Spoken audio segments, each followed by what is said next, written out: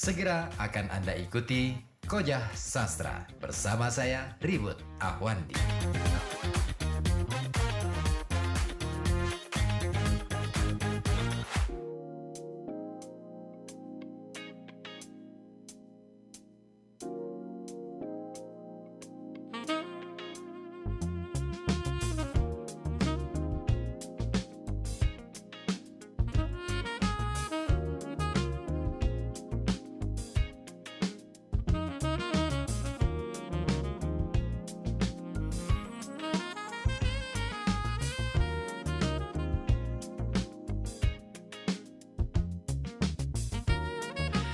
Assalamualaikum warahmatullahi wabarakatuh. Halo, hai, apa kabar? Selamat malam. Selamat kembali berjumpa bersama saya Ribut Ahwandi di Kojah Sastra. Seperti biasa, ini program spesial untuk malam Jumat ya di FM 91,2 Radio Kota Batik, News Interaktif Solutif. Dan pastinya di sinilah Anda bisa ikutan belajar bersama ya. Kayak apa aja ya, belajar bersama mengenai, kita bincangkan perihal kesusastraan. Nggak melulu soal karya sastra, bisa juga karya-karya yang berkaitan dengan kesusastraan, misalkan esai ataupun kolom, atau bisa juga tulisan-tulisan lain, atau bahkan biografi, atau juga peristiwa-peristiwa yang berkaitan dengan kesusastraan. Dan malam hari ini di edisi 248 Kojah Sastra akan menghadirkan sebuah tulisan dari seorang maestro. Beliau adalah seorang sastrawan nasional yang lahir dan besar di Pekalongan, di kota ini. Namun saat dewasa, agaknya beliau banyak menghabiskan waktunya di perantauan, baik di Jogja maupun di Jakarta. Tetapi beliau ini semasa masih hidup ya, masih sering bolak-balik Pekalongan Jakarta. Dan tentunya untuk berbagi cerita, berbagi pengalaman, dan luar biasa ya. Sayang saya tidak sempat menjumpai beliau, tapi ada beberapa kawan di kota Pekalongan ini yang saya yakin sangat akrab dengan pribadi yang satu ini. Salah satunya Bos Dirham. Ya, kemarin di acaranya teater kita ya, kemarin berarti minggu lalu ya. Minggu lalu ketika ngobrol tentang kebudayaan ya, juga soal seni, sempat disinggung nama beliau, namanya adalah Subah Asa, yang kemudian banyak orang ternyata yang hadir pada malam hari itu yang membahas atau bahkan mengenang kebersamaan beliau-beliau ini dengan sang maestro, yaitu Subah Asa, orang Keradenan ya. Baik, dan saya ingin menghadirkan ke ruang dengar Anda bagaimana Subah Asa kemudian memotret salah satu peristiwa sastra, peristiwa seni, peristiwa kebudayaan yang menarik untuk kita ulik, yaitu mengenai Rendra. Jadi beliau ini sangat berkawan karib dengan Rendra, dan akhirnya beliau juga menuliskan tentang kawan beliau ini, Rendra. Tentang Rendra di awal abad ke-21, Rendra. Nah, tulisan ini pernah dimuat di Kompas ya, rubrik Bentara, pada edisi 4 Februari tahun 2000. Dan tulisan ini cukup panjang, jadi mungkin bisa jadi selama 2 jam kita akan habiskan sampai tuntas tulisan dari karya beliau ini. Ya, kalaupun misalnya masih sisa, barangkali ada tulisan-tulisan lain dari beliau. Saya akan hadirkan ke ruang dengar Anda, dan pastikan Anda tetap di sini di FM 91,2 Radio Kota Batik, News Interaktif Solutif di Koja Sastra. Nah, sebagai pembuka kebersamaan kita, saya hadirkan terlebih dahulu satu pembacaan puisi yang dibawakan oleh Joko Pinurbo, Kamus Kecil. Tetap stay tune di sini di FM 91,2 Radio Kota Batik, News Interaktif Solutif. Kamus Kecil. Saya dibesarkan oleh bahasa Indonesia yang pintar dan lucu, walau kadang rumit dan membingungkan. Ia mengajari saya cara mengarang ilmu, sehingga saya tahu bahwa sumber segala kisah adalah kasih, bahwa ingin berawal dari angan, bahwa ibu tak pernah kehilangan iba, bahwa segala yang baik akan berbiak, bahwa orang ramah tidak mudah marah, bahwa seorang bintang harus tahan banting, bahwa untuk menjadi gagah kau harus gigih, bahwa terlampau paham bisa berakibat hampa, bahwa orang lebih takut kepada hantu ketimbang kepada Tuhan, bahwa pemurung tidak pernah merasa gembira, sedangkan pemulung tidak pernah merasa gembira, bahwa lidah memang pandai berdalih, bahwa cinta membuat dera berangsur reda, bahwa orang putus asa suka memanggil asu, bahwa amin yang terbuat dari iman menjadikan kau merasa aman. Bahasa Indonesiaku yang gundah membawaku ke sebuah paragraf yang menguarkan bau tubuhmu. Malam merangkai kita menjadi kalimat majemuk bertingkat yang hangat, di mana kau induk kalimat dan aku anak kalimat. Ketika induk kalimat bilang pulang, anak kalimat paham bahwa pulang adalah masuk ke dalam palung. Ruang penuh raung, segala kenang tertidur di dalam kening. Ketika akhirnya matamu mati, kita sudah menjadi kalimat tunggal yang ingin tetap tinggal dan berharap tak ada yang bakal tanggal. Koja Sastra akan kembali setelah beberapa pesan berikut ini.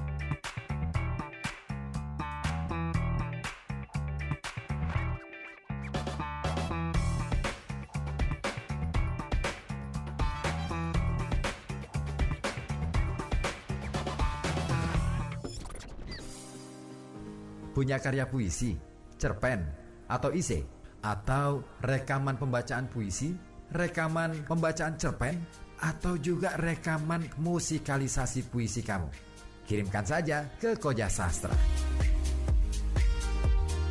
Alamatkan ke email kojasastra@gmail.com. Karya kamu akan dibaca dan diulas di Koja Sastra.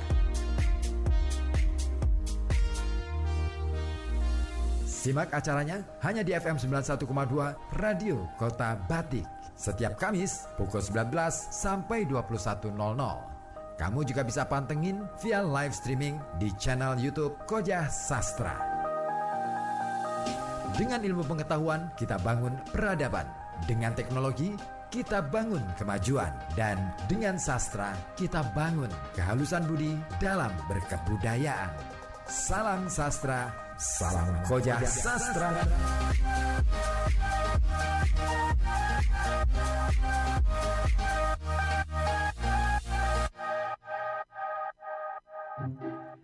Jiana bar plesir yo.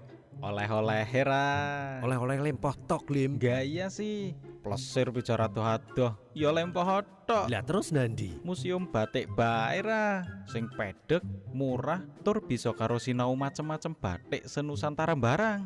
Pak nggo foto-foto ya apik. Pokoke ora kalah karo kono-kono. Ya wis ah.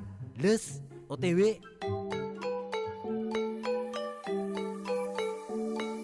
Rasakan keajaiban budaya yang kaya dan mengagumkan dari seni khas Indonesia. Di Museum Batik tidak hanya memamerkan keindahan batik dari zaman klasik hingga kontemporer, tapi juga menjadi pusat data dan informasi mengenai warisan budaya ini. Dengan fasilitas lengkap yang disediakan termasuk ruang koleksi, perpustakaan, kedai, ruang pertemuan, dan ruang konsultasi. Kami siap menyambut Anda untuk menjelajahi keindahan penuh makna di Museum Batik Pekalongan. Kami juga menyediakan ruang workshop, tempat di mana Anda dapat belajar langsung dari para ahli dan menciptakan karya Anda sendiri. Museum Batik Pekalongan buka setiap hari Senin sampai Minggu jam 8 pagi sampai jam 3 sore lebih 15 menit. Harga tiket masuk untuk dewasa hanya Rp7.000, anak-anak atau pelajar Rp3.000, dan Rp20.000 untuk turis mancanegara. Ayo berkunjung ke Museum Batik Pekalongan. Jadilah bagian dari tradisi warisan budaya dunia. Buat kamu yang sering bepergian, mau ke sekolah, kantor, bahkan tempat nongkrong, sekarang ada Maxim Bike yang pastinya hemat banget. Kemanapun kamu pergi, kapanpun kamu mau berangkat, driver Maxim siap mengantarkanmu. Menawarkan layanan yang praktis dan hemat, Maxim siap menjadi transportasi andalanmu. Tidak pegang uang tunai? Tenang, sekarang ada fitur Maxim Wallet Cash Pro yang akan mempermudah setiap transaksimu. Cukup top up saldomu, sat-set siap berangkat deh. Kamu juga bisa menjadwalkan perjalananmu dengan fitur Advance Booking. Tentukan waktu penjemputan sesuai keinginanmu. Driver Maxim siap menjemput. Nikmati perjalanan yang praktis dan hemat. Maksimalkan hidupmu bersama Maxim.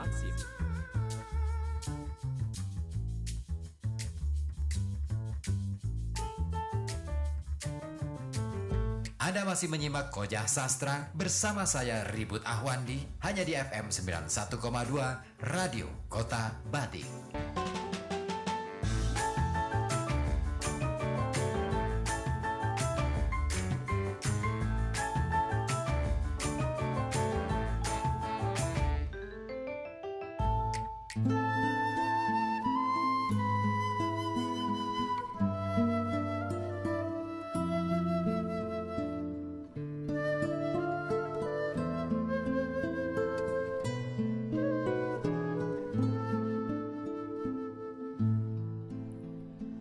Hutan kelabu dalam hujan, lalu ku sebut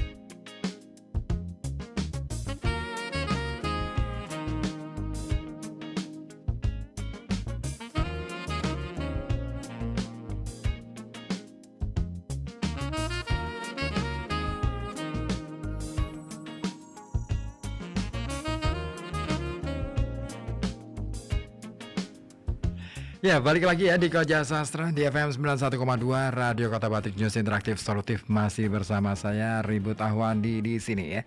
Dan Anda kawan, kalaupun Anda ingin bergabung, boleh ya untuk menanggapi apa yang nanti kita sajikan, kita ulas bersama. Nah, ada informasi menarik untuk Anda, bagi Anda yang punya karya ya. Katakanlah misalkan ada puisi, cerpen, atau isei ya, yang berkenaan dengan masalah kesusastraan ataupun kesenian budaya gitu. Silakan Anda bisa kirimkan melalui email di kojasastra@gmail.com. Nah, kalaupun nanti beruntung, artinya puisi Anda ataupun cerpen Anda layak untuk saya tampilkan di sini, saya bacakan. Nah, berarti memang layak gitu ya. Nah, selain itu, jika Anda punya karya musikalisasi puisi, barangkali rekamannya bisa dikirim juga ya, MP3 ya, MP3 di email ya, via email kojasastra@gmail.com.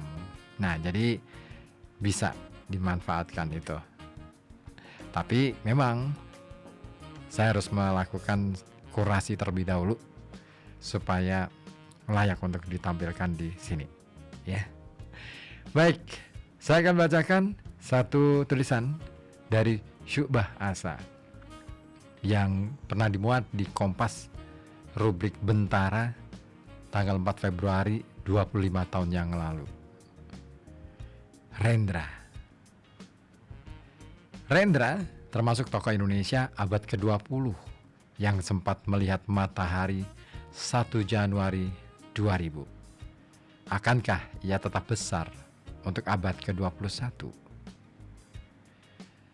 Akan banyak ditentukan oleh dua hal. Pertama, apakah bagian awal milenium ketiga ini di tanah airnya yang dia cintai menghadapkan kepadanya tantangan dalam volume dan intensitas yang setidak-tidaknya sama dengan yang diterima di abad ke-20, yaitu tantangan yang memaksanya bangkit memberontak.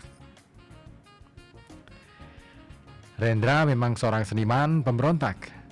Bukan pemberontakan eksistensial, tidak seperti misalnya Hairil Anwar dan Arifin Senor.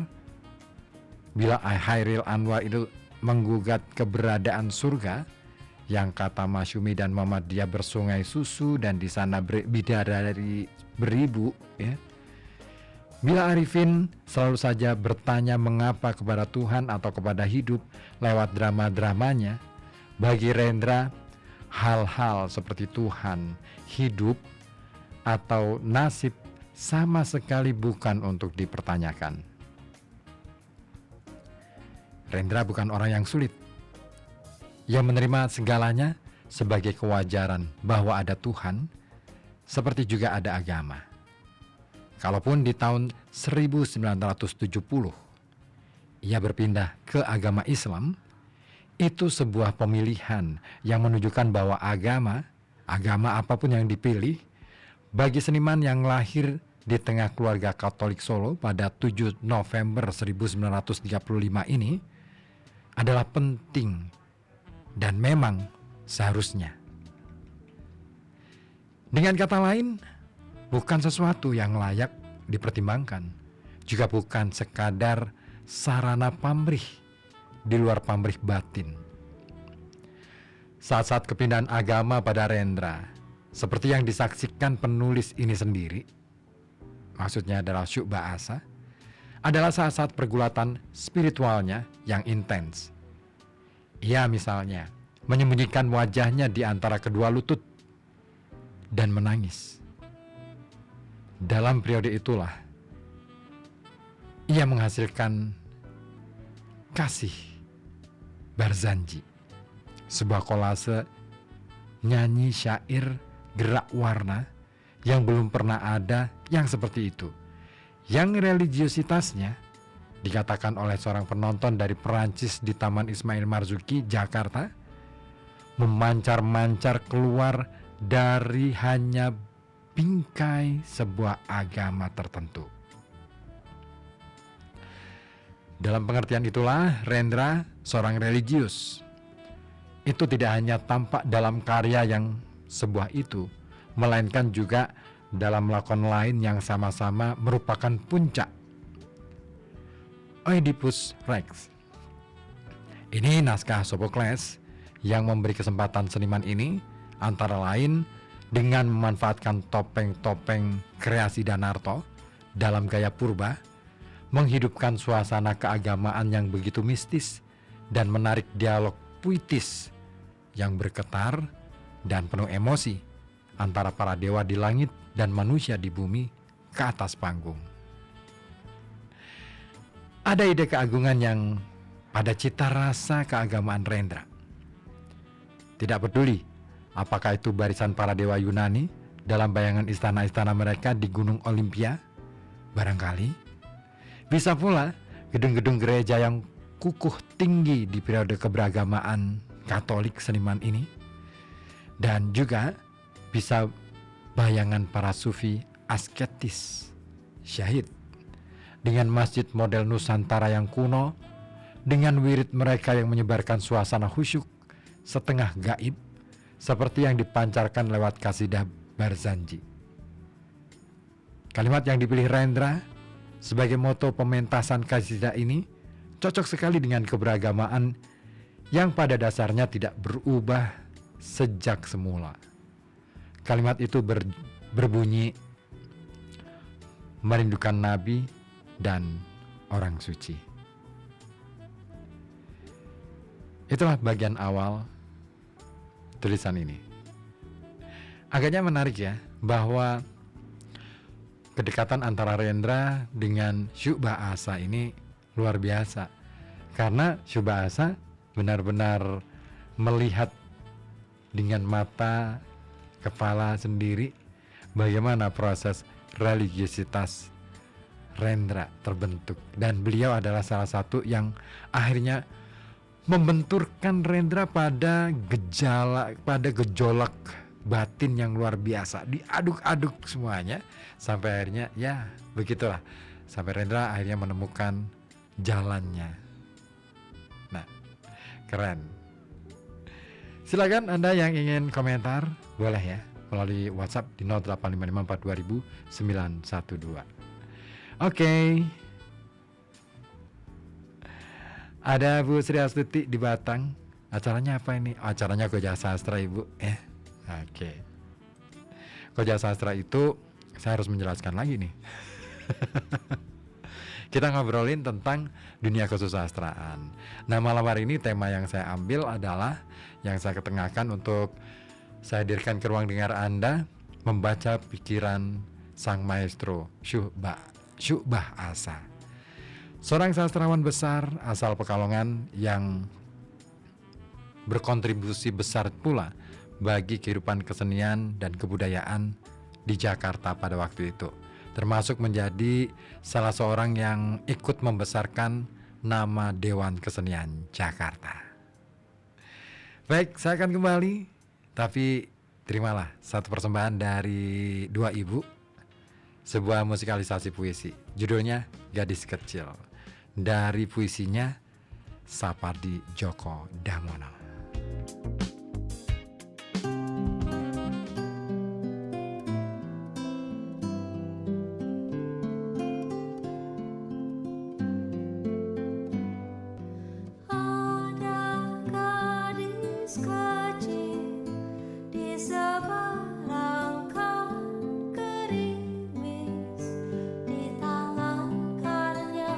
Bergoyang payung tangan kiri.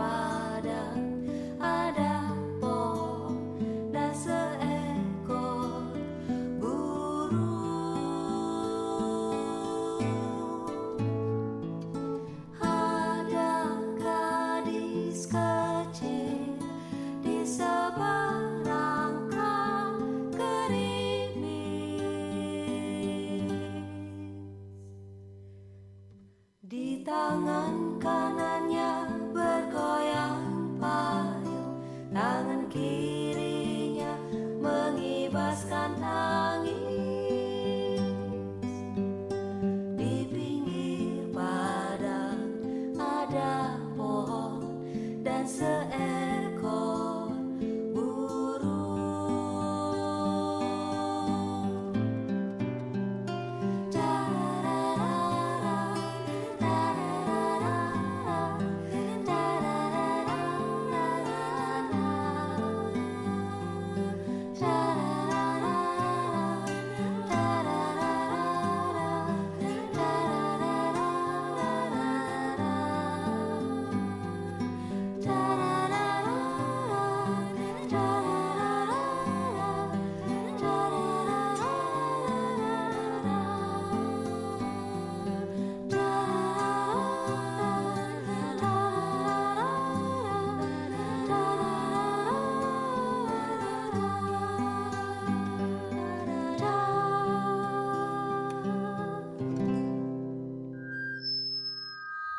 Sedang cari elektronik berkualitas dengan harga terbaik? Berkah Jaya Elektronik jawabannya. Kami hadir dengan pelayanan terbaik, barang 100% original dan 100% baru, lengkap dengan garansi resmi pabrik. Sebagai dealer resmi brand ternama, kami menyediakan semua jenis barang elektronik dari berbagai merek. Belanja makin mudah dengan layanan antar gratis ongkir, garansi purna jual terbaik, serta opsi pembayaran kredit untuk kenyamanan Anda. Belanja di Berkah Jaya Elektronik lebih untung. Dapatkan promo cashback dan diskon setiap hari, hadiah langsung, serta kesempatan memenangkan undian spektakuler. 10 unit kulkas dan 10 unit mesin cuci. Ingat, Berkah Jaya Elektronik hanya ada satu di Jalan Angkatan 45 nomor 54 Pekalongan. Tidak ada cabang lain. Jangan sampai salah pilih ya. Datang dan temukan elektronik terbaik dengan harga paling hemat hanya di Berkah Jaya Elektronik.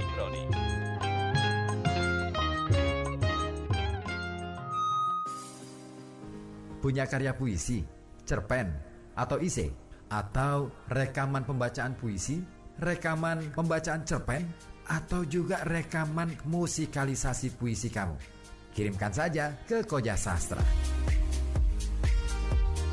Alamatkan ke email kojasastra@gmail.com. Karya kamu akan dibaca dan diulas di Koja Sastra. Simak acaranya hanya di FM 91,2 Radio Kota Batik. Setiap Kamis pukul 19 sampai 21.00. Kamu juga bisa pantengin via live streaming di channel YouTube Koja Sastra. Dengan ilmu pengetahuan, kita bangun peradaban. Dengan teknologi, kita bangun kemajuan. Dan dengan sastra, kita bangun kehalusan budi dalam berkebudayaan. Salam sastra, salam Koja Sastra.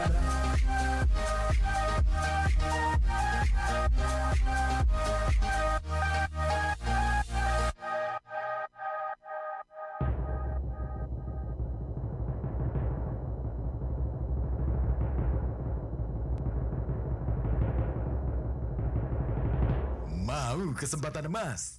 Ini dia kesempatan emas untuk warga Kota Pekalongan. Dinas Perindustrian dan Tenaga Kerja Kota Pekalongan kembali membuka program pelatihan keterampilan kerja yang bersumber dari DPHCAT tahun anggaran 2025.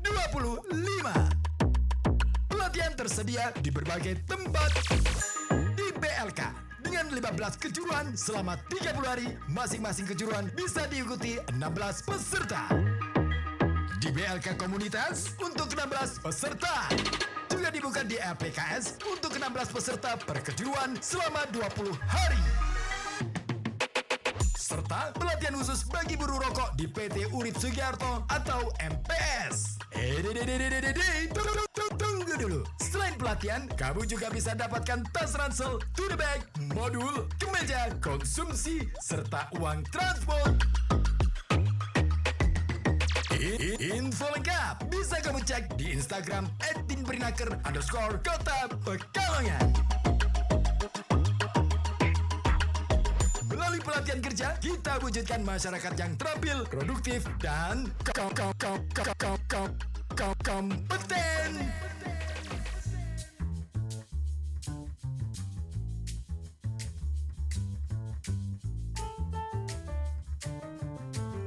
Anda masih menyimak Koja Sastra bersama saya Ribut Ahwandi hanya di FM 91,2 Radio Kota Batik.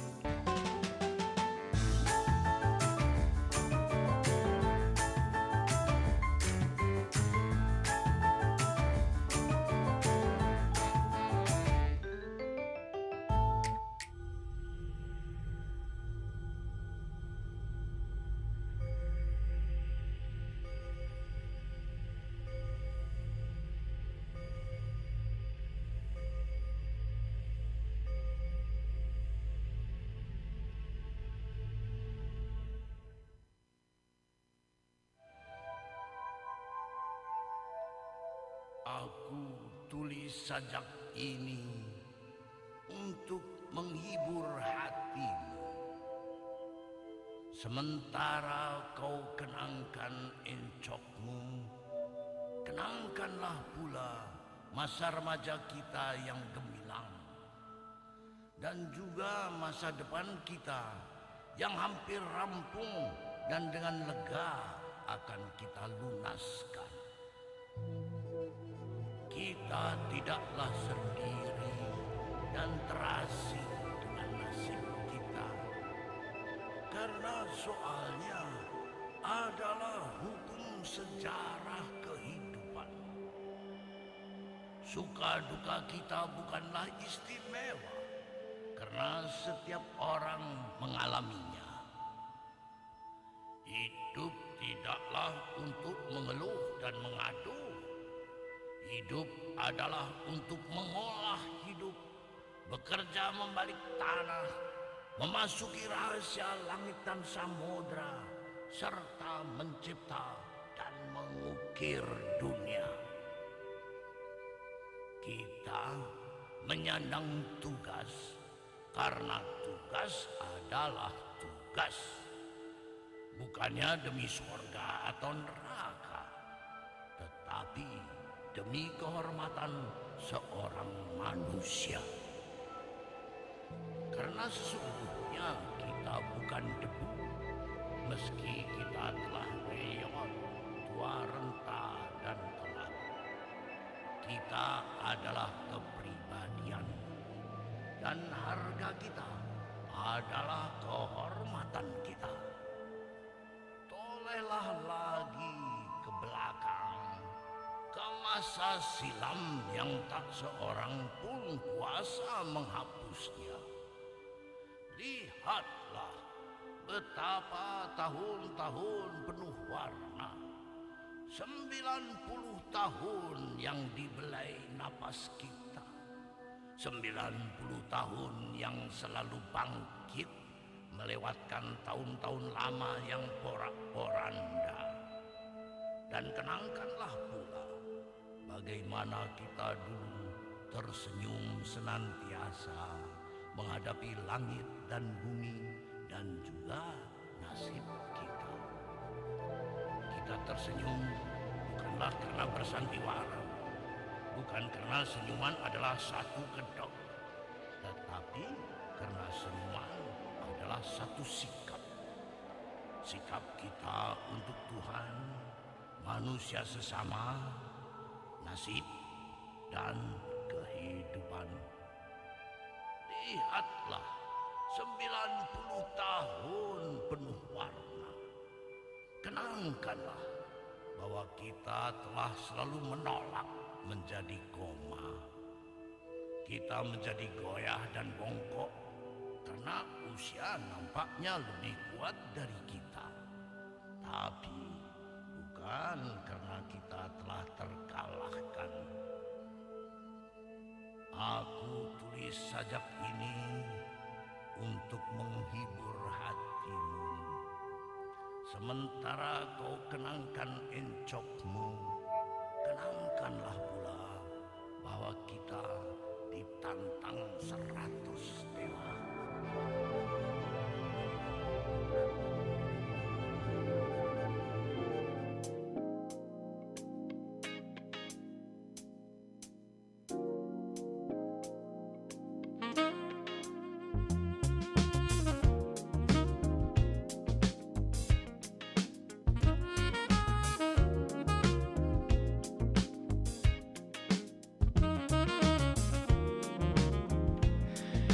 Ya, masih Anda simak Koja Sastra dari FM 91,2 Radio Kota Batik News Interaktif Solutif bersama saya Ribut Ahwandi.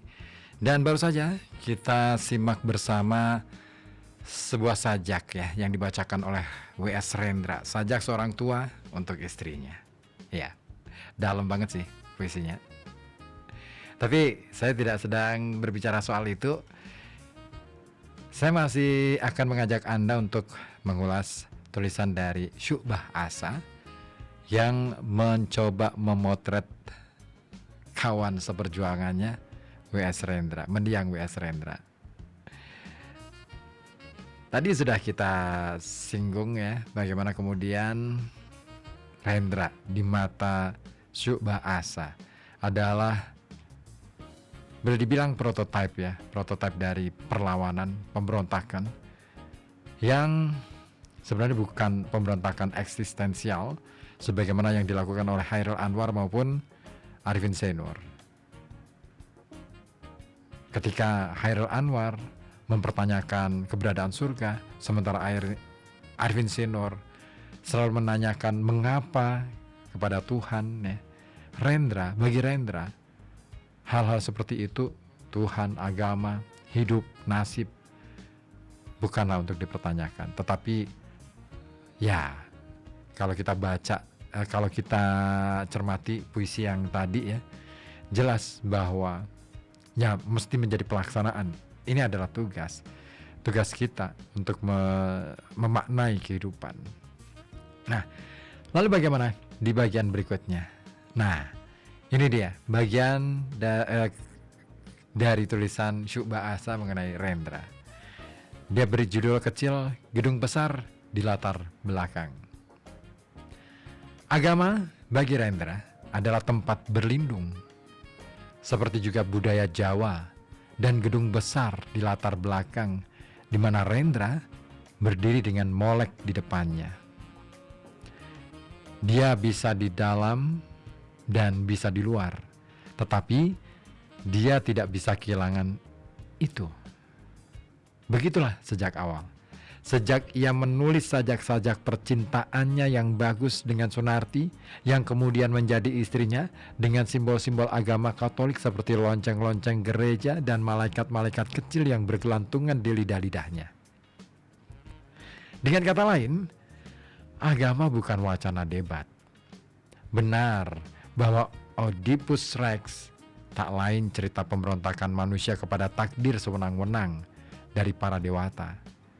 Kisah ini memutlakkan kekuasaan Zeus dalam penentuan nasib manusia. Ia mungkin saja problem eksistensial dalam diri Sophocles yang menuliskannya, tetapi tidak bagi Rendra yang bisa dipastikan lebih tersedot masuk ke dalam lakon ini oleh peluang yang diberikan kepadanya sebagai seorang master untuk menguasai penonton dengan kur-kur puitis, blocking-blocking agung, raungan-raungan yang mempertanyakan dan menghujat para dewa. Dibandingkan permasalahan takdirnya, kalaupun memang ada permasalahan itu. Ini bukan naskah atau tontonan, diskursif eksistensialis. Untuk lakon seperti dari Albert Camus, bukan Rendra orangnya, melainkan Arifin Zainur. Juga benar bahwa sebagian sajak Rendra yang ditulisnya di Amerika dan dibacakannya di sini sepulangnya dari sana tahun 1967, sebetulnya Alvaria Zaitun atau lebih-lebih khotbah syarat dengan pemberontakan kepada gereja. Ini memang benar-benar pengaruh Amerika. Pada hemat penulis, saya tidak berpikir bahwa temuannya mengenai alienasi lembaga agama dari jemaatnya dalam khotbah didapatinya di Indonesia.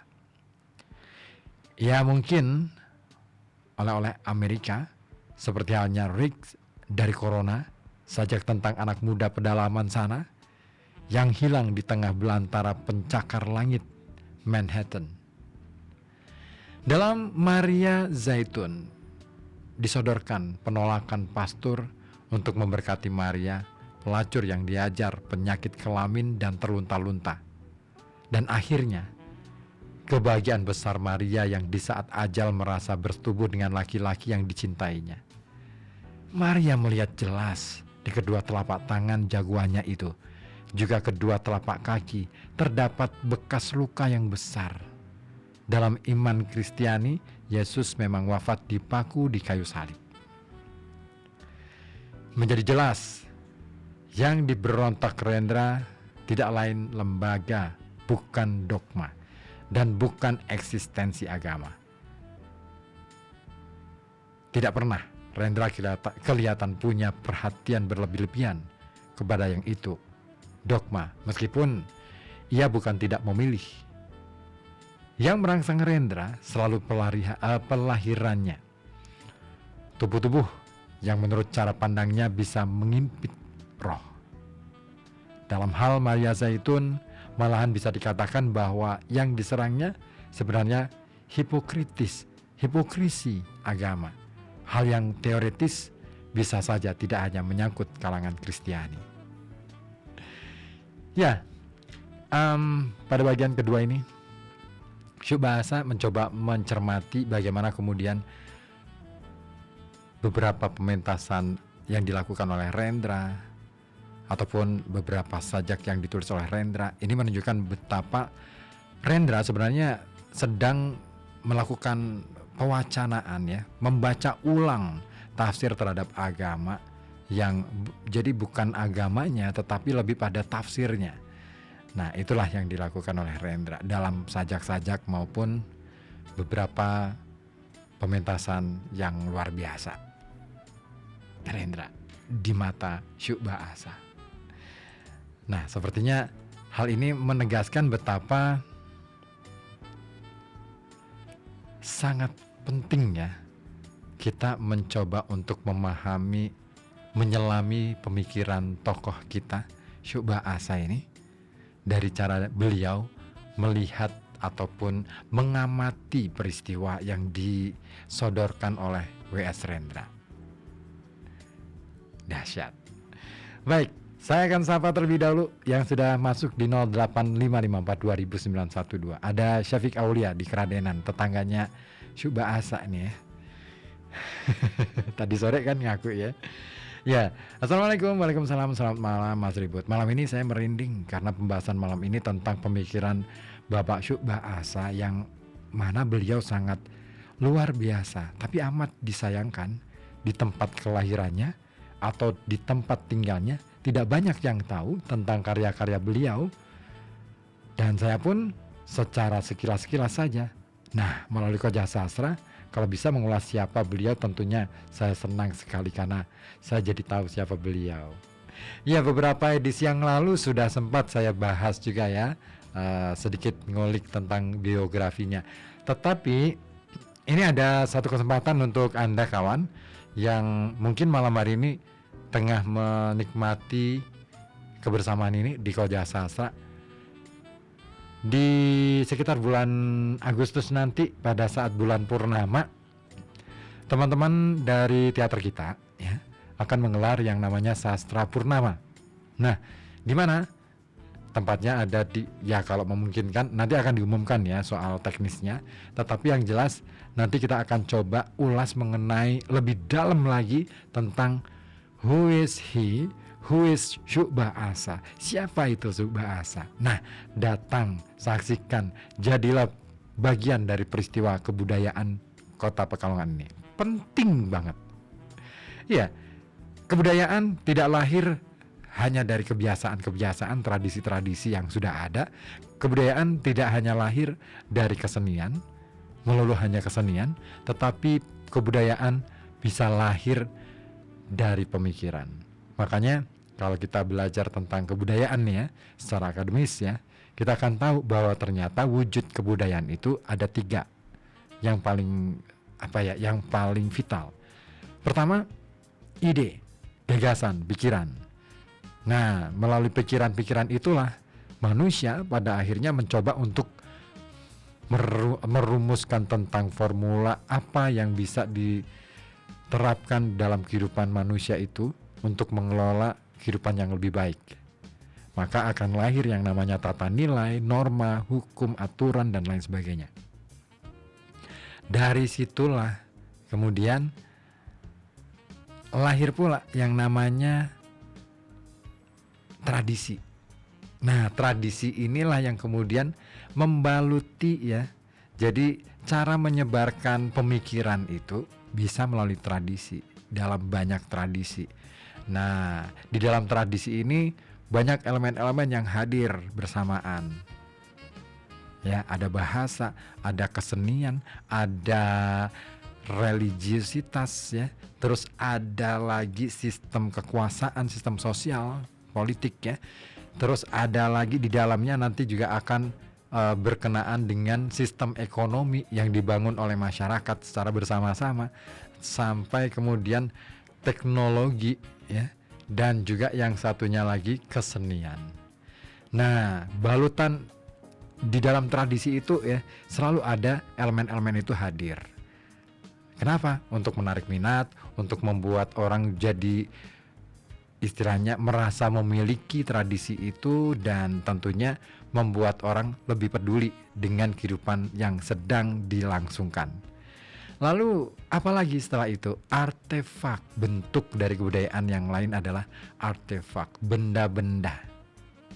Nah, melalui benda-benda inilah sebenarnya benda itu ya, benda-benda kebudayaan yang menunjukkan kebudayaan itu adalah salah satu cara manusia ya untuk mengolah ataupun mencoba mengekspresikan pikiran, perasaan, dan juga hal lain-lain yang berkenaan dengan kehidupan.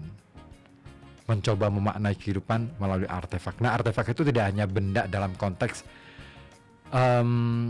bangunan candi gitu, enggak. Itu hanya bagian kecil.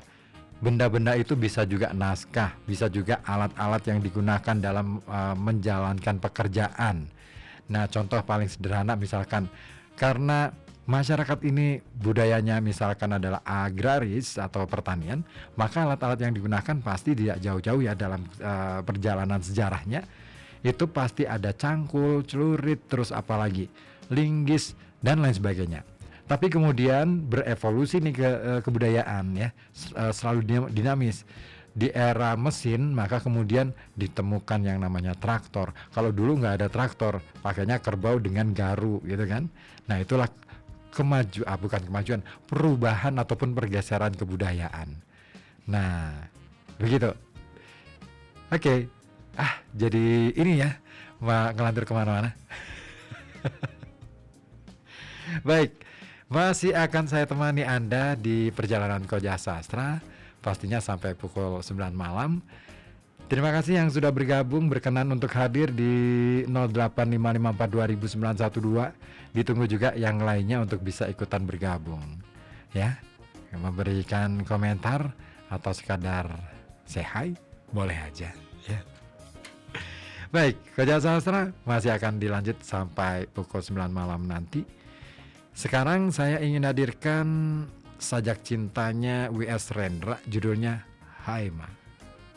Ini puisi keren banget karena saya sempat menyaksikan Rendra membacakan puisi ini. Gila.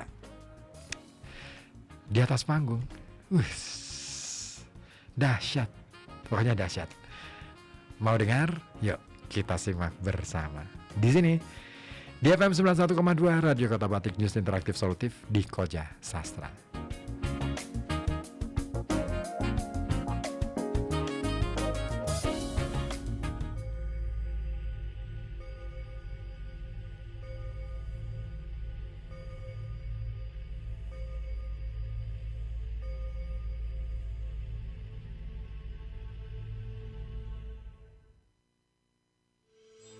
Ma, bukan maut yang menggetarkan hatiku, tetapi hidup yang tidak hidup karena kehilangan daya dan kehilangan fitrahnya. Ada malam-malam aku menjalani lorong panjang tanpa tujuan kemana-mana. Hawa dingin masuk ke badanku yang hampa, padahal angin tidak ada. Bintang-bintang menjadi kunang-kunang yang lebih menekankan kehadiran kegelapan. Tidak ada pikiran, tidak ada perasaan, tidak ada suatu apa. Hidup memang fana, tetapi keadaan tak berdaya membuat diriku tidak ada. Kadang-kadang aku merasa terbuang ke belantara dijauhi ayah bunda dan ditolak para tetangga. Atau aku terlantar di pasar. Aku berbicara tetapi orang-orang tidak mendengar. Mereka merobek-robek buku dan menertawakan cita-cita. Aku marah, aku takut, aku gemetar. Namun gagal menyusun bahasa. Hidup memang fana, Ma. Itu gampang aku terima. Tetapi duduk memeluk lutut sendirian di savana membuat hidupku tak ada harganya. Kadang-kadang aku merasa ditarik-tarik orang ke sana kemari, mulut berbusa sekedar karena tertawa. Hidup cemar oleh basa-basi dan orang-orang mengisi waktu dengan pertengkaran edan yang tanpa persoalan, atau percintaan tanpa asmara dan sanggama yang tidak selesai. Hidup memang fana, tentu saja, Ma. Tetapi akrobat pemikiran dan kepalsuan yang dikelola mengacaukan isi perutku, lalu mendorong aku menjerit-jerit sambil tak tahu kenapa. Rasanya setelah mati berulang kali, tak ada lagi yang mengagetkan di dalam hidup ini. Tetapi, Ma, setiap kali menyadari adanya kamu di dalam hidupku ini, aku merasa jalannya arus darah di sekujur tubuhku. Kelenjar-kelenjarku bekerja, sukmaku menyanyi, dunia hadir.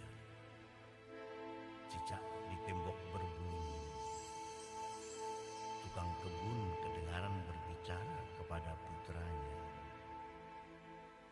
Hidup menjadi nyata, fitrahku kembali. Mengingat kamu, Ma, adalah mengingat kewajiban sehari-hari. Kesederhanaan bahasa prosa, keindahan isi puisi. Kita selalu asyik bertukar pikiran, ya, Ma. Masing-masing pihak punya cita-cita, masing-masing pihak punya kewajiban yang nyata. Hai, Ma, apakah kamu ingat? Aku peluk kamu di atas perahu ketika perutmu sakit, dan aku tenangkan kamu dengan ciuman-ciuman di lehermu. Masya Allah, aku selalu tersengsam pada bau kulitmu. Ingatkah? Waktu itu aku berkata, kiamat boleh tiba, hidupku penuh makna. Wah, aku memang tidak rugi ketemu kamu di hidup ini. Dan apabila aku menulis sajak, aku juga merasa bahwa kemarin dan esok adalah hari ini.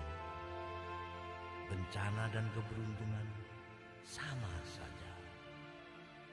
Langit di luar, langit di badan, bersatu dalam jiwa. Sudah. Koja Sastra akan kembali setelah beberapa pesan berikut ini.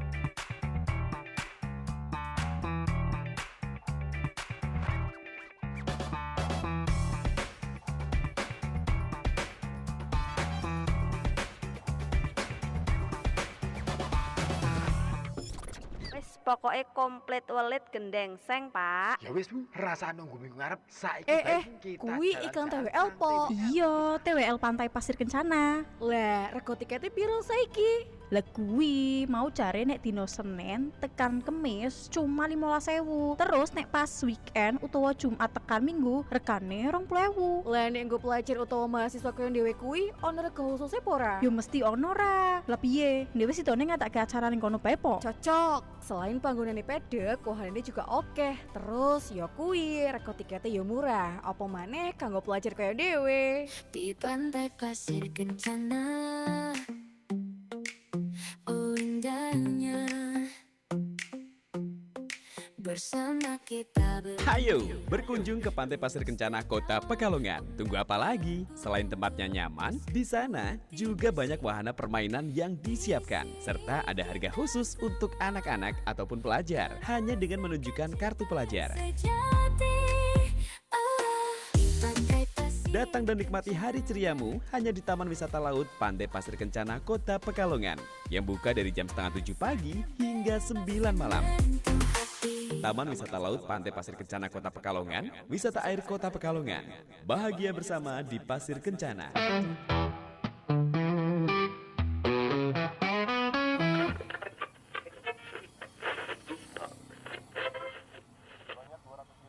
Bang, biasa, rokok tanpa cukai 1 slop bang. Aman bro, nih sudah saya siapkan buat kamu.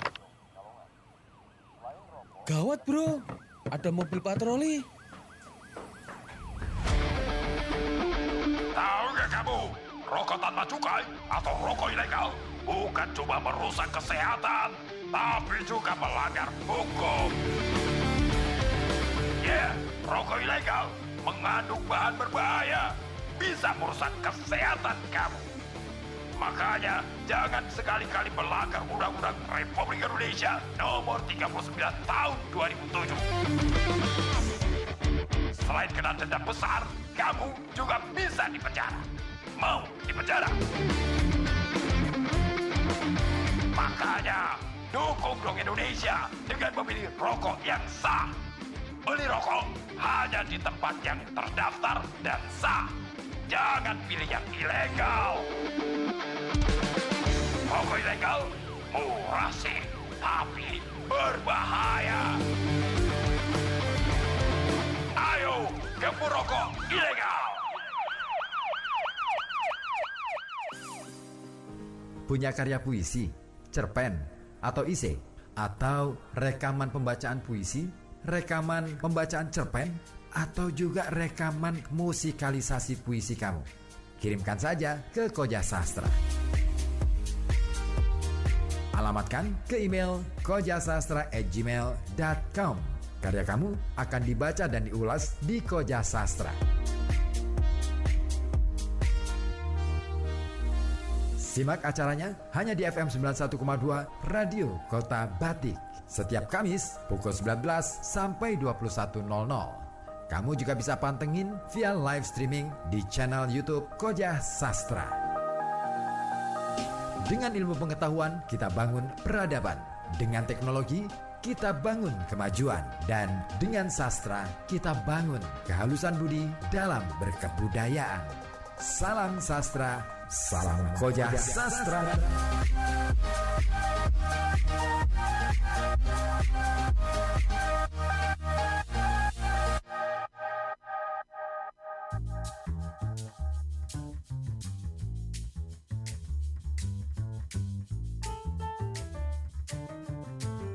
Anda masih menyimak Koja Sastra bersama saya Ribut Ahwandi hanya di FM 91,2 Radio Kota Batik.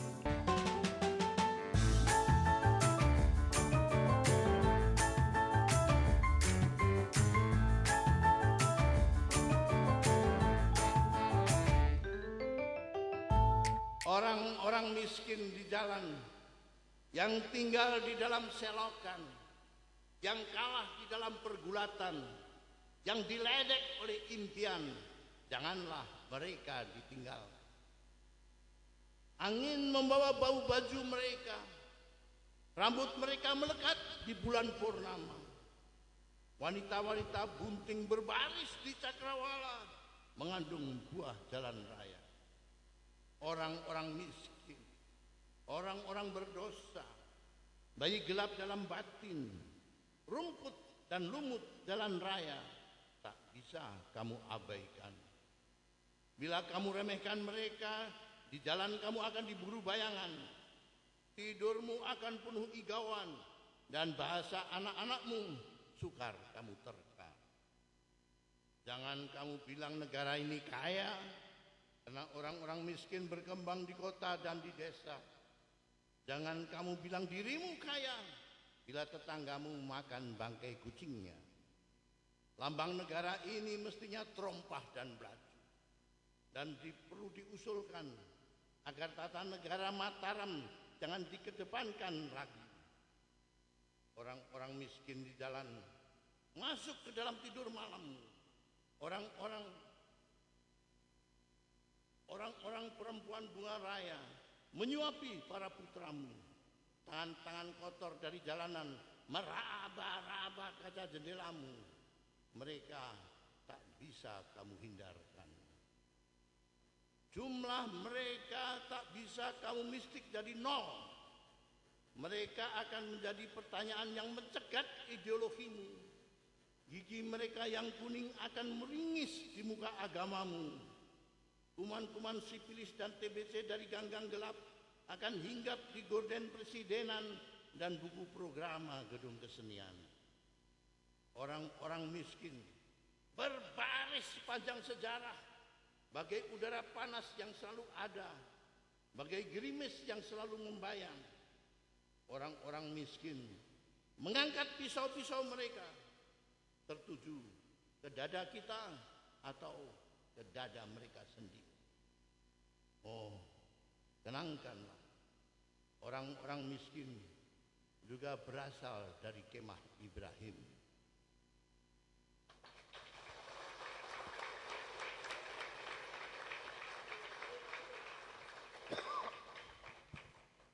Di dalam pergerakan, di dalam kehebohan-kehebohan, keributan-keributan sosial politik atau ekonomi, selalu para ibu, para perempuan yang menjadi korban. Tetapi jangan takut ibu. Matahari mesti terbit, matahari mesti tenggelam. Melewati hari-hari yang fana, ada kanker payudara, ada encok, dan ada uban. Ada gubernur sarapan bangkai buruh pabrik, bupati munyah aspal, anak-anak sekolah dijadikan bonsai. Jangan takut ibu, kita harus bertahan, karena ketakutan akan meningkatkan penindasan. Manusia mesti lahir, manusia mesti mati. Di antara kelahiran dan kematian, bom atom dijatuhkan di Hiroshima dan Nagasaki. Serdadu-serdadu Jepang memenggal kepala patriot-patriot Asia. Ku Klux Klan membakar gereja-gereja orang hitam Amerika. Teroris Amerika meledakkan bom di Oklahoma, memanggang orang tua, ibu-ibu dan bayi-bayi. Di Miami, turis Eropa dirampok dan dibunuh. Serdadu Inggris membantai pemuda Irlandia. Orang Irlandia meledakkan bom di London yang tidak aman. Jangan takut ibu, jangan gertak, jangan mau diancam, karena ketakutan meningkatkan penjajahan. Sungai waktu menghanyutkan keluh kesah yang meranggas. Keringat bumi menyangga peradaban insan menjadi uranium dan merkuri. Tetapi jangan takut ibu. Bulan bagai alis mata terbit di ulu hati. Rasi Bima Sakti berzikir di dahi. Aku cium tanganmu ibu. Rahim dan susumu adalah persamaian harapan, kekuatan ajaib insan dari zaman ke zaman.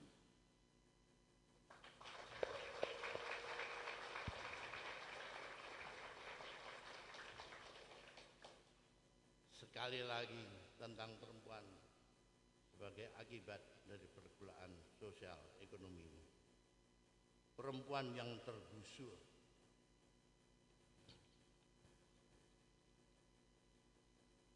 Hujan lebat turun di hulu subuh,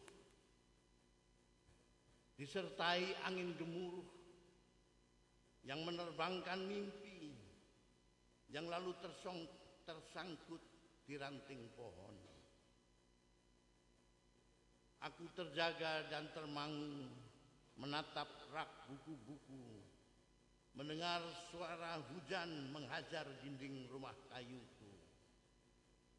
Tiba-tiba pikiran mengganti mimpi, dan lalu terbayanglah wajahmu, wahai perempuan yang tergusur. Tanpa pilihan ibumu mati ketika kamu bayi, dan kamu tak pernah tahu siapa ayahmu. Kamu diasuh nenekmu yang miskin di desa. Umur 16 kamu dibawa ke kota oleh sopir taksi yang mengawinimu. Karena suka berjudi, ia menambah penghasilan sebagai germo. Ia paksa kamu jadi primadona pelacurnya. Bila kamu ragu dan murung, lalu kurang setoran kamu berikan, ia memukul kamu babak belur. Tapi kemudian ia mati ditembak tentara ketika ikut demonstrasi politik sebagai demonstran bayaran. Sebagai janda dan pelacur, kamu tinggal di gubuk di tepi kali di batas kota. Gubernur dan para anggota DPRD menggolongkan kamu sebagai tikus got yang mengganggu peradaban. Di dalam hukum positif, tempatmu tidak ada. Jadi kamu digusur di dalam hujan lebat pagi ini. Apakah kamu lagi berjalan tanpa tujuan, sambil memeluk kantong plastik yang berisi sisa hartamu? Ataukah berteduh di bawah jembatan? Wah, impian dan usaha bagai tata rias yang luntur oleh hujan mengotori wajahmu. Kamu tidak merdeka. Kamu adalah korban tenung keadaan. Keadilan terletak di seberang highway yang berbahaya, yang tak mungkin kamu seberangi. Aku tak tahu cara seketika untuk membelamu, tetapi aku memihak kepadamu.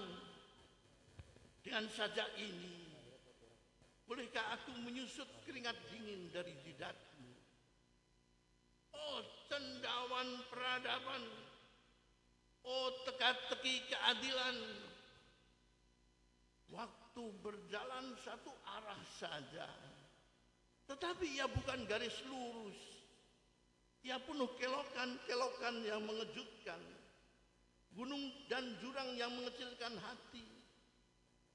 Setiap kali kamu melewati kelokan yang berbahaya, puncak penderitaan yang menyesakkan hati, atau tiba di dasar jurang yang berlimbah lelah, selalu kamu dapati kedudukan yang tidak berubah, ialah kedudukan kaum terhina. Tapi aku kagum pada daya tahanmu, pada caramu menikmati setiap kesempatan, pada kemampuanmu berdamai dengan dunia, pada kemampuanmu berdamai dengan diri sendiri, dan caramu merawat selimut dengan hati-hati.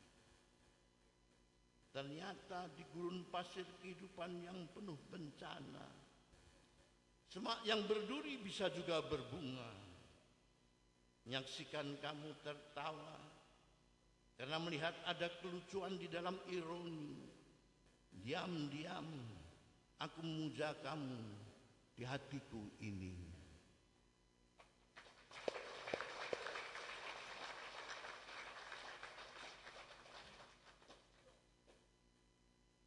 Ini juga tentang penderitaan seorang ibu. Ibu di atas debu. perempuan tua yang termangu, teronggok di tanah berdebu. Wajahnya bagai sepatu serdadu. Ibu, ibu, kenapa kamu duduk di situ? Kenapa kamu termangu? Apakah yang kamu tunggu? Jakarta menjadi lautan api, mayat menjadi arang, mayat hanyut di kali. Apakah kamu tak tahu di mana kini putramu?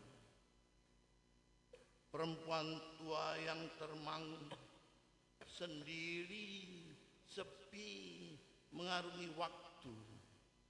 Kenapa kamu duduk di situ? Ibu, ibu, di mana rumahmu? Di mana rumahmu? Di mana rumah hukum? Di mana rumah daulat rakyat? Di mana ada gardu jaga tentara yang mau melindungi rakyat tergusur? Di mana pos polisi yang mau membela para petani dari pemerasan para pejabat desa? Ibu, ibu, kamu yang duduk termangu, terapung bagai tempurung di samudra waktu. Berapa lama sudah kamu duduk di situ? Berapa hari, berapa minggu, berapa bulan, berapa puluh tahun kamu termangu di atas debu? Apakah yang kamu harapkan? Apakah yang kamu nantikan? Apakah harapan pensiun guru di desa? Apakah harapan tunjangan tentara yang kehilangan satu kakinya?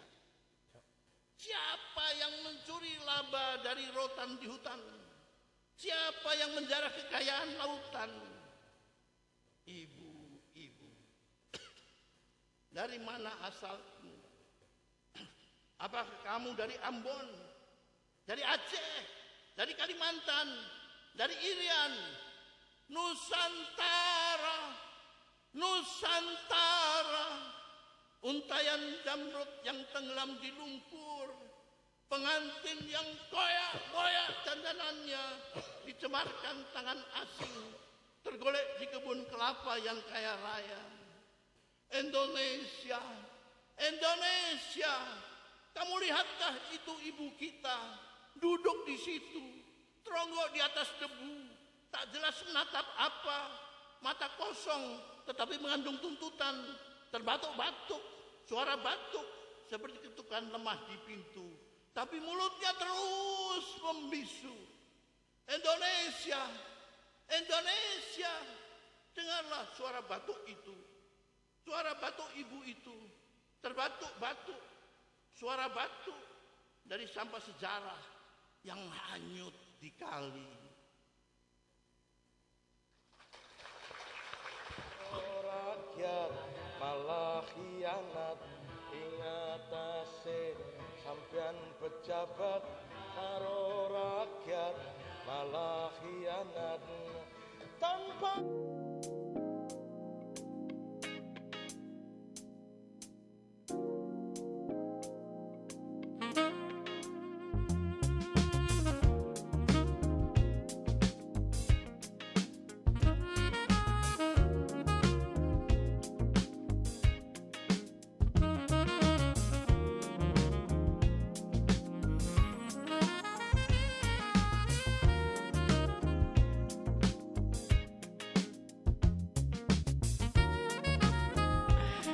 Ya, demikian tadi ya penampilan dari W.S. Rendra membacakan beberapa sajaknya yang pastinya bikin kita bergetar ya.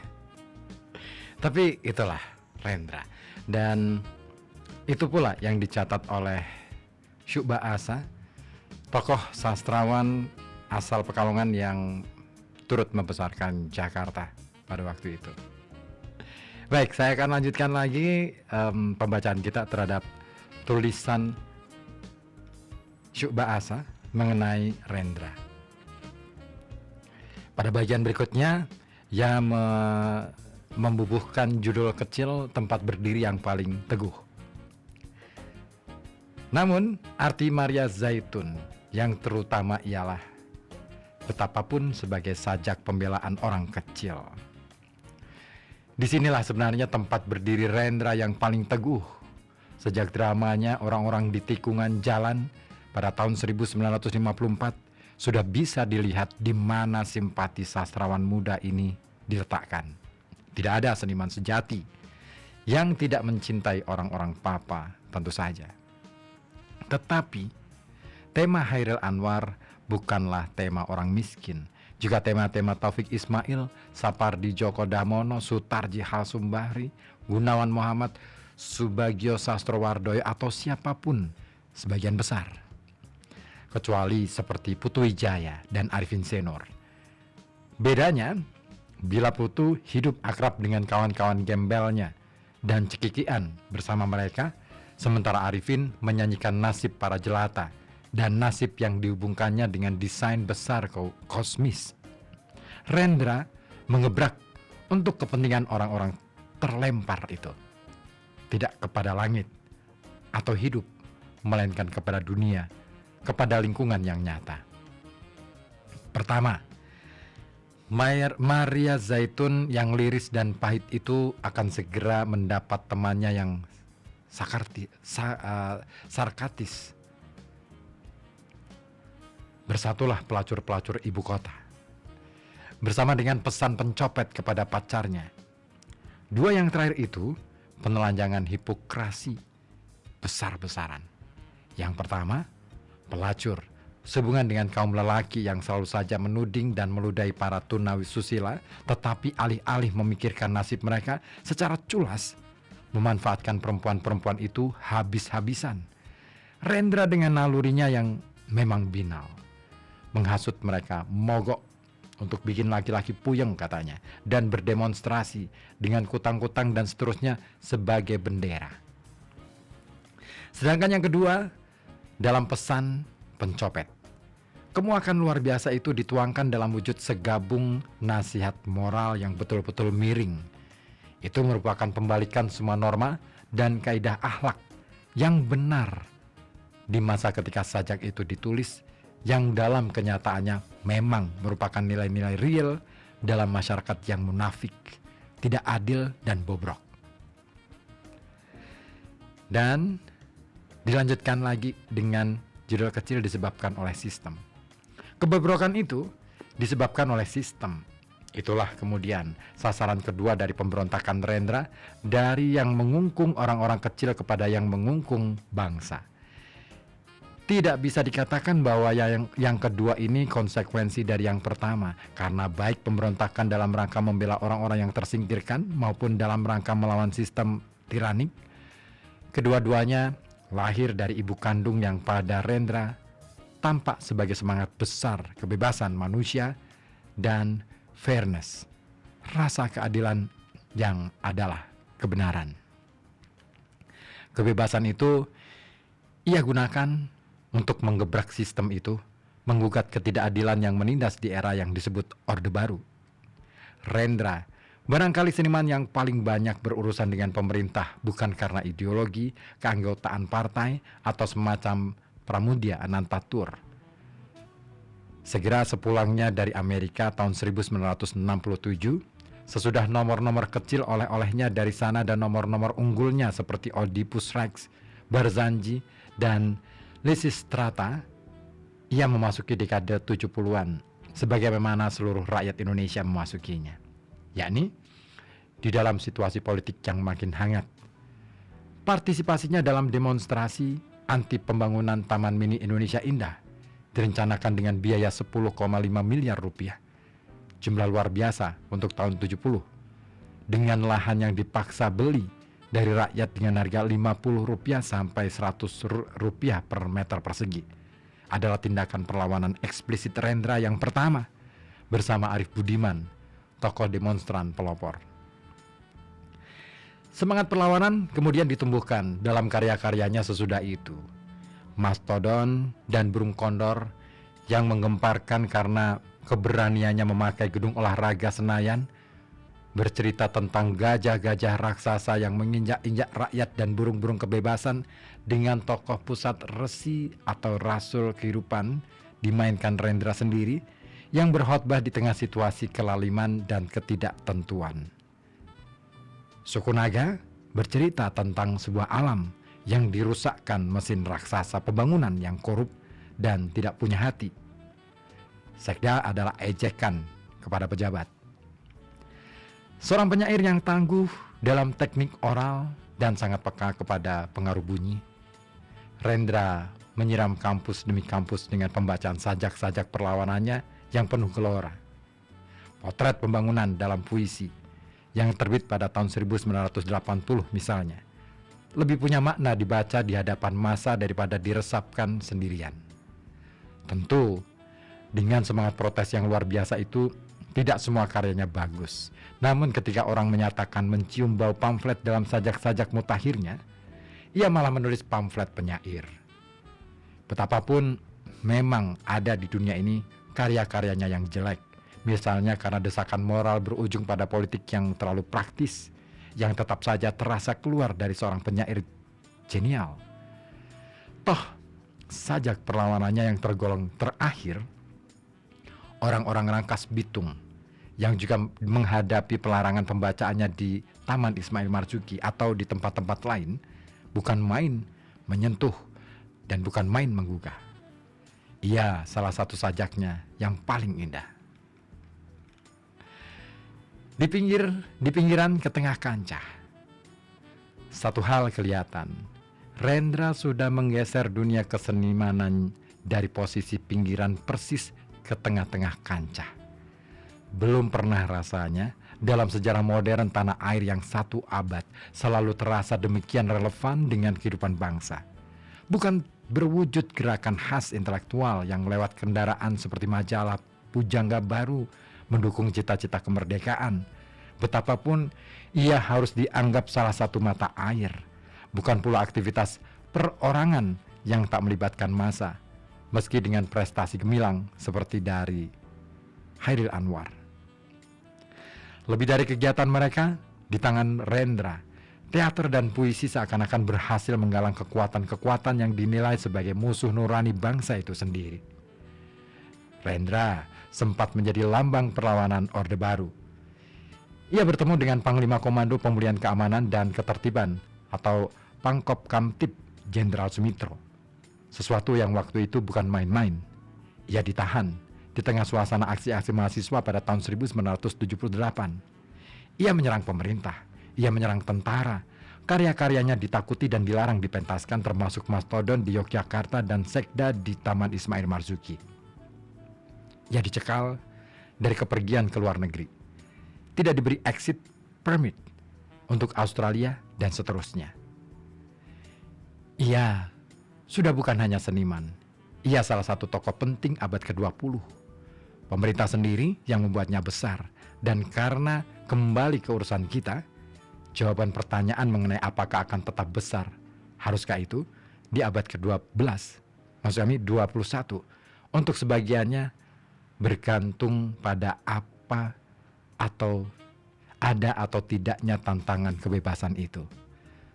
Dan kelihatannya tidak. Dan kalau demikian, masalahnya tinggal faktor yang kedua.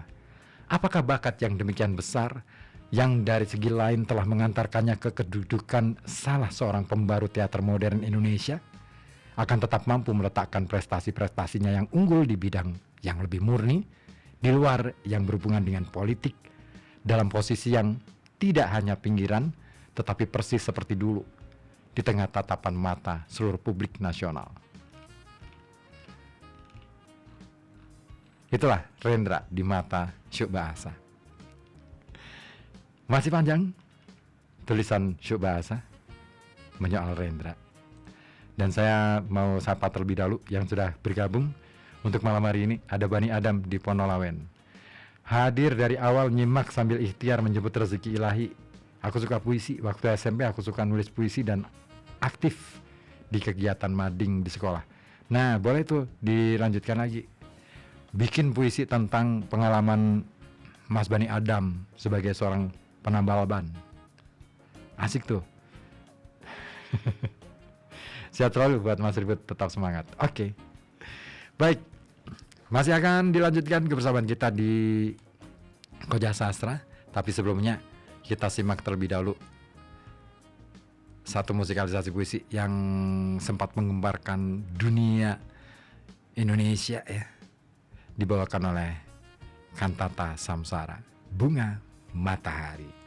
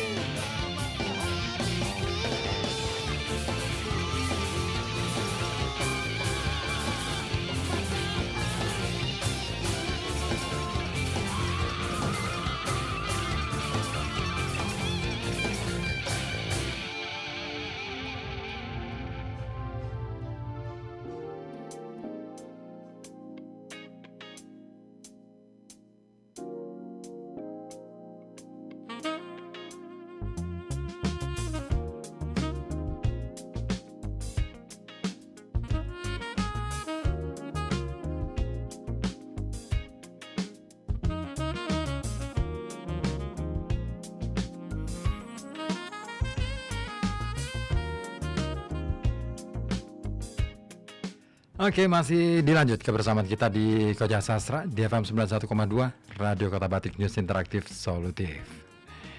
Masih cukup panjang esai yang ditulis oleh Syuk Ba'asa, sastrawan besar asal Pekalongan yang turut membesarkan Indonesia.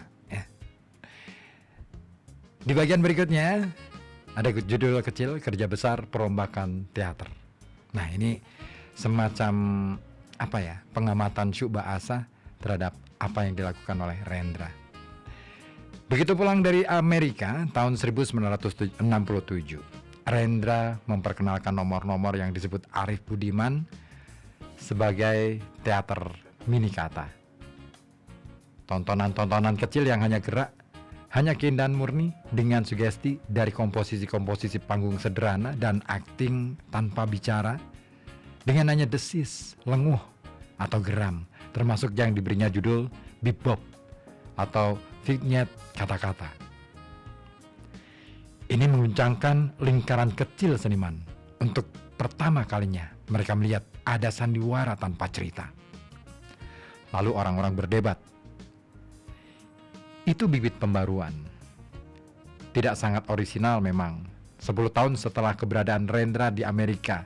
Nah, di Soho, Greenwich Village, New York, bentuk-bentuk yang dibawakan Rendra di tahun 1967 itu seperti sedang memasuki masa akhirnya. Bahwa seniman dari negeri manapun mendapat pengaruh dari pengembaraannya ke luar negeri tidaklah mengherankan. Namun yang penting,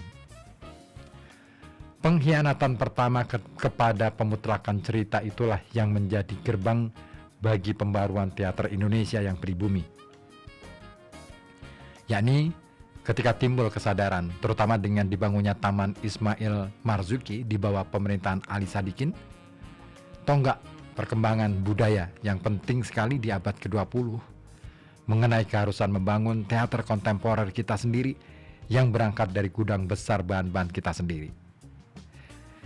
Bahan-bahan itulah bahan-bahan yang sama menggerakkan segala bentuk pelahiran seni dan hidup yang antara lain tersimpan dalam berbagai tontonan dan permainan rakyat. Itulah cara kita mengungkapkan sesuatu, gaya kita, cara hidup kita, yang bukan gaya dan cara hidup gaya barat.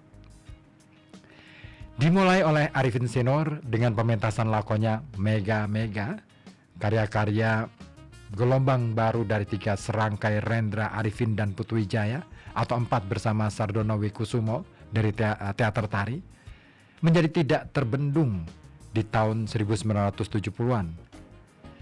Sebagai bentuk pengucapan pada Rendra keindonesiaan itu bisa Anda lihat dari caranya membawakan lakon-lakon seperti Macbeth, Hamlet, dan juga Perang Troya, maupun karya-karyanya sendiri seperti Mastodon, Suku Naga, dan Sekda. Benar, lama sebelum itu Teguh Karya sudah mementaskan naskah terjemahnya Jevlas Japrana Layonsari dalam gaya arja. Namun, Rendra dan kawan-kawannya tidak mengambil bentuk tradisional Bali atau manapun sebagai sekedar bentuk. Pada karyanya, semuanya berubah. Dramaturgi dan konsep pengadegan, mise en scene, grup, koreografi, pengertian totalitas akting, dan keseruan spontanitas yang mengambil semangat teater rakyat. Dan percaya atau tidak, volume dan mutu gelombang teater kontemporer Indonesia tahun 1970-an yang penuh inovasi itu menjadikan wilayah off-Broadway yang sudah saya lukiskan di atas pada kunjungan saya di tahun 1976 terasa miskin, itu juga, dan berbau amatiran. Tidak hanya sekali berarti, itu kerja besar, perombakan teater itu. Sebab dari tangan mereka sudah lahir jenis tontonan dan di sana sini, seperti pada Putu Wijaya, setengahnya permainan bersama, yang bukan drama, realistis, model barat yang tegang dan kikuk, bukan pula sebangsa ketoprak atau wayang orang yang diam dan mandek, jika bukan lagi mini kata, yang betapapun masih sebagai hasil sebuah pengaruh. Itulah mazhab yang kemudian menyebar. Rian Tiarno di belakang hari dengan teater komanya menjadi pemeluk dan agennya yang penting, sambil tetap berpegang pada teater naskah. Dan memang itulah jenis yang sejatinya, dengan segala bentuk perkembangannya yang mungkin akan menjadi identitas teater modern kita di abad ke-21. Di Biak Rendra, hasil besar yang sudah ditelurkan di paruh abad ke-20 itu, sesuatu yang dalam dugaan tak akan bisa ditandinginya sendiri di abad milenium yang baru ini. Jadi, akankah Rendra tetap besar di abad ke-21? Itu berarti, bisakah dari dia tetap diharapkan karya-karya juga sepak terjang, jangan lupa, yang menembus waktu dan dalam takaran kolosal. Untuk itu, tantangannya bukan lagi belenggu kebebasan seperti di abad kemarin. Dalam sebuah latar yang baru, ketika hal yang dulu diimpi-impikan, dituntut dan dituntun dengan dobrakan maupun tangis sudah mengembang sebagai alas satu masyarakat besar yang diharapkan demokratis dan terbuka. Agenda kesenian yang dalam dirinya mengandung, ya, perjuangan kemanusiaan tentu saja berubah. Kecuali kalau perkembangan terhambat, budaya mobilitas massa akan semakin pupus. Untuk sementara, barangkali arena politik masih bisa dipakai menggebrak. Tetapi bila budaya yang lengser itu makin sepenuhnya digantikan spesialisasi yang membuat semuanya terkotak-kotak dan sibuk, terobosan yang mengatasnamakan memerlukan suatu alasan luar biasa untuk bisa, seperti yang sudah-sudah memancarkan kiprah artistik keluar dari bingkai kesenimanan. Dan itu usaha yang tidak mudah. Sekali berarti, kata Hairil, sudah itu mati. Untungnya, Rendra tidak hanya sekali berarti. Jakarta, 23 Desember 1999, Syuba Asa. Itulah dia tulisan Syuba Asa. Cakep banget tulisannya. Jadi ketika melihat Rendra, Syuba Asa ini mencoba meneropong Rendra tidak sekadar sebagai subjek kesenian, tetapi juga melihatnya dari secara keseluruhan, ya. Secara keseluruhan sebagai makhluk, sebagai manusia politik, sebagai manusia seniman dan lain sebagainya. Dan memang Rendra di mata Syuba Asa cukup piawai memainkan itu. Tetapi bukan soal Rendranya, ya. Saya melihat bahwa kejelian Syuba Asa menatap ataupun mencoba mengamati Rendra inilah yang saya kira menjadi sebuah keistimewaan dari Syuba Asa ini. Dan itulah orang Pekalongan. Dia jeli melihat segala sesuatu, melihat setiap gejala yang muncul ke permukaan.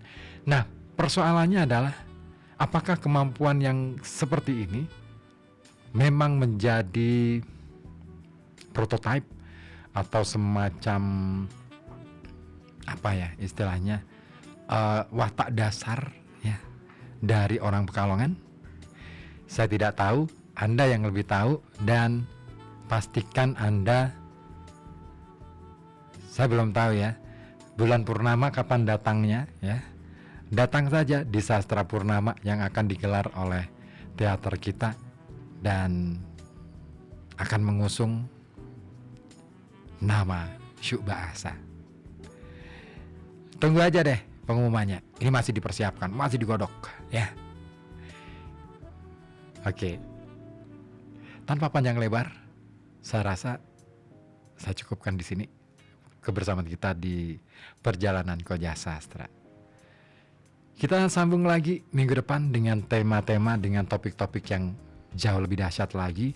Dan saya tunggu atensi Anda di kiriman karya Anda, boleh ya, di kojasastra@gmail.com. Saya sih sedang berharap ya, ada yang mau nyponsori deh. Jadi ngemis nih, mau nyponsori untuk bikin semacam acara, bukan acara ya, tapi lebih ke lomba menulis puisi, cipta puisi, boleh tuh. Atau misalkan kelas menulis puisi atau cerpen, menulis karya sastra, fiksi gitu, boleh nih. Kalau misalkan ada yang minat ya, silakan bisa kasih masukan melalui WA, boleh di 08554200912 atau juga melalui email di kojasastra@gmail.com. Terima kasih juga yang sudah bergabung. Ada Bu Sri Hastuti di Batang, Syafiq Aulia ya, Syafiq Aulia di Keradenan, dan juga Bani Adam. Juga Anda yang barangkali sekadar menyimak ya di ruang dengar Anda.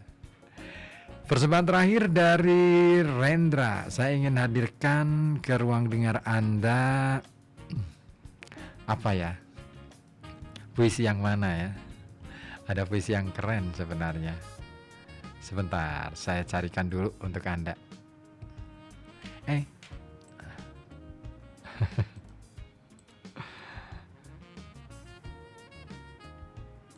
Oke deh. Wait for a minute please, bentar. Oke. Ada yang keren tadi, kenapa jadi hilang? Biasa kadang-kala begitu ya. Where is bentar, saya cari dulu.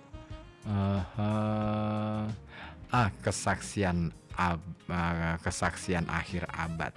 Ini puisi dahsyat untuk mengakhiri kebersamaan kita di Koja Sastra.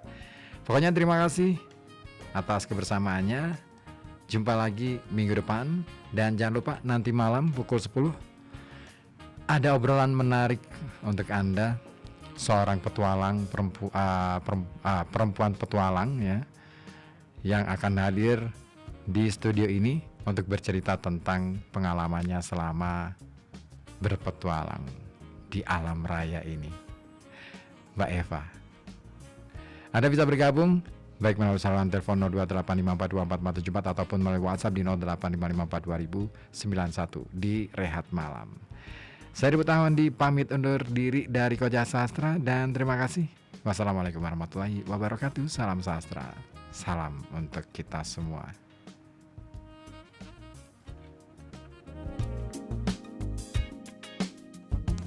Kesaksian akhir abad.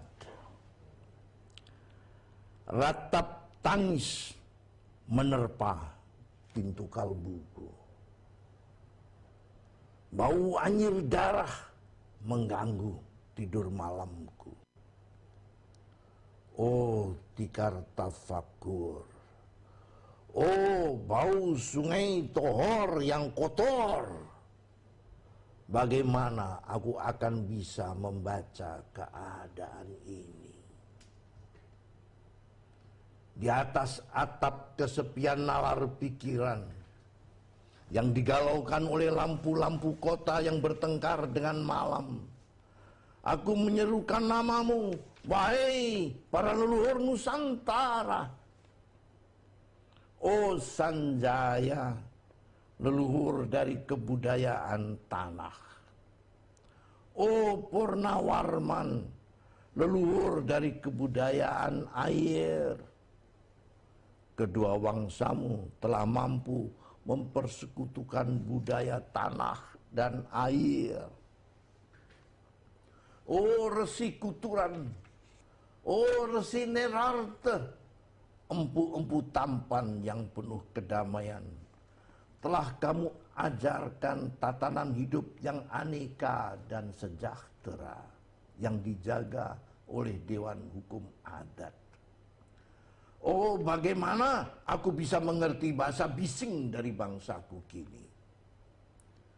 Oh Kajau Lalido, bintang cemerlang tanah Ugi, negarawan yang pintar dan bijaksana, telah kamu ajarkan aturan permainan di dalam benturan-benturan keinginan yang berbagai ragam di dalam kehidupan. Ade, bicara, rapang, dan wari.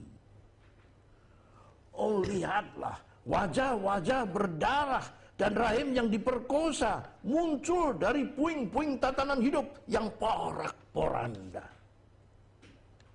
Kejahatan kasat mata tertawa tanpa pengadilan. Kekuasaan kekerasan berak dan berdahak di atas bendera kebangsaan. Oh, anak cucuku di zaman sibernetik, bagaimana akan kalian baca prasasti dari zaman kami? Apakah kami akan mampu menjadi ilham kesimpulan, ataukah kami justru menjadi sumber masalah di dalam kehidupan? Dengan puisi ini aku bersaksi bahwa rakyat Indonesia belum merdeka. Rakyat yang tanpa hak hukum bukanlah rakyat merdeka. Hak hukum yang tidak dilindungi oleh lembaga pengadilan yang mandiri adalah hukum yang ditulis di atas air. Bagaimana rakyat bisa merdeka bila polisi menjadi aparat pemerintah dan tidak menjadi aparat hukum yang melindungi hak warga negara? Bagaimana rakyat bisa merdeka bila birokrasi negara tidak menjadi aparat rakyat, melainkan menjadi aparat pemerintah yang berkuasa? Bagaimana rakyat bisa merdeka bila hak pilih mereka dipasung, tidak boleh memilih secara langsung wakil-wakil mereka di Dewan Perwakilan, dan juga tidak boleh memilih secara langsung camat mereka, bupati, wali kota, gubernur, dan presiden mereka? Dan partai-partai politik menganggap rakyat hanya abdi partai yang dinamakan masa politik partai, kawula partai, atau hamba partai. Bagaimana rakyat bisa merdeka bila pemerintah melecehkan perdagangan antar daerah dan mengembangkan merkantilisme dandes sehingga rela menekan kesejahteraan buruh, petani, nelayan, guru, dan serdadu berpangkat rendah? Bagaimana rakyat bisa merdeka bila provinsi-provinsi sekedar menjadi tanah jajahan pemerintah pusat, tidak boleh mengatur ekonominya sendiri, tatanan hidupnya sendiri, dan juga keamanannya sendiri? Ayam, serigala, macan, ataupun gajah semuanya peka pada wilayahnya. Setiap orang juga ingin berdaulat di dalam rumah tangganya. Setiap penduduk ingin berdaulat di dalam kampungnya. Dan kehidupan berbangsa tidak perlu merusak daulat kedaerahan. Hasrat berbangsa adalah naluri rakyat untuk menjalin ikatan daya cipta antar suku yang penuh keanekaan kehidupan dan memaklumkan wilayah pergaulan yang lebih luas untuk merdeka bersama. Tetapi lihatlah selubung kabut saat ini. Penjajahan tatanan uang, penjajahan modal, penjajahan kekerasan senjata, dan penjajahan oleh partai-partai politik masih merajalela di dalam negara. Dengan puisi ini aku bersaksi bahwa sampai saat puisi ini aku tanda tangani, para elit politik yang berkedudukan ataupun yang masih di jalan tidak pernah memperjuangkan sarana-sarana kemerdekaan rakyat. Mereka hanya rusuh dan gaduh memperjuangkan kedaulatan golongan dan partainya sendiri. Mereka hanya bergulat untuk posisi sendiri. Mereka tidak peduli kepada posisi rakyat, tidak peduli pada posisi hukum, posisi polisi, ataupun posisi birokrasi. Dengan picik mereka akan mendaur ulang malapetaka bangsa dan negara yang telah terjadi. Indonesia. Indonesia. Negara yang kehilangan makna. Rakyat sudah dirusak azas tatanan hidupnya. Berarti sudah dirusak dasar peradabannya. Dan akibatnya dirusak pula kemanusiaannya. Maka sekarang negara tinggal menjadi peta. Itu pun peta yang lusuh dan hampir sobek pula. Pendangkalan kehidupan bangsa telah terjadi. Tata nilai rancu. Dusta, pencurian, penjarahan, dan kekerasan halal. Manusia sekedar semak belukar yang gampang dikacau dan dibakar. Paket-paket pikiran yang murah dijajakan. Penalaran amarah yang salah mendorong rakyat terpecah belah. Negara tidak mungkin kembali diutuhkan tanpa rakyatnya dimanusiakan. Dan manusia tak mungkin menjadi manusia tanpa dihidupkan hati nuraninya. Hati nurani adalah hakim adil untuk diri kita sendiri. Hati nurani adalah sendi dari kesadaran akan kemerdekaan pribadi.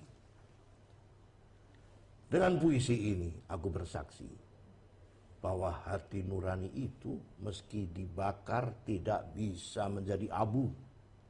Hati nurani senantiasa bisa bersemi meski sudah ditebang putus di batang.